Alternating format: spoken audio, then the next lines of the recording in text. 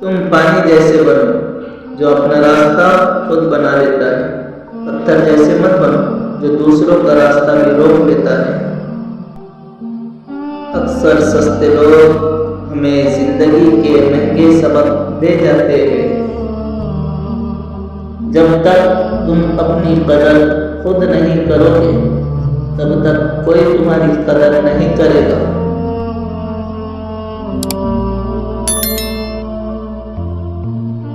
کسی کو اس کی زندگی میں معاف کر دینا اس کی قبر پر فاتحہ پڑھنے سے بہتر ہے۔ اگر کچھ الگ کرنا ہے تو بھیڑ سے ہٹ کر چلو۔ بھیڑ ہمت تو دیتی ہے مگر آپ کی پہچان چھین لیتی ہے۔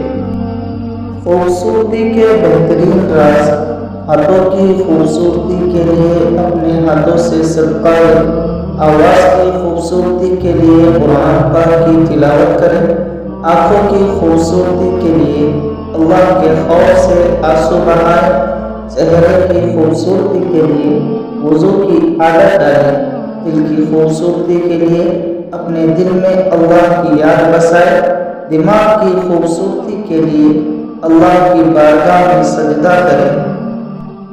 حضرت علی رضی اللہ عنہ کا فرمان ہے، جانور میں خواہش اور فرشتے میں عقل ہوتی ہے مگر انسان میں دونوں ہوتی ہیں۔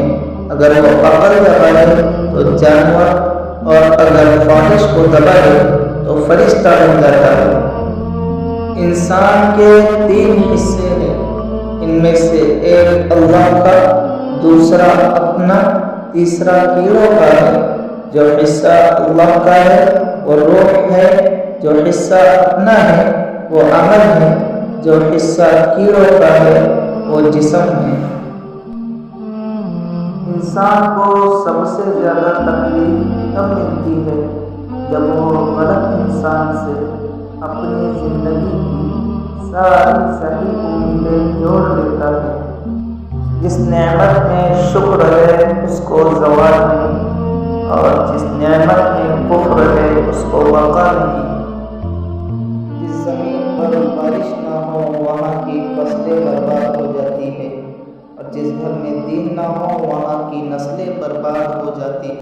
جو بات تم اپنے دشمن سے چھپانا چاہتے ہو اسے اپنے دوست سے بھی مت کہو، ہو سکتا ہے کہ وہ کسی روز تمہارا دشمن بن جائے۔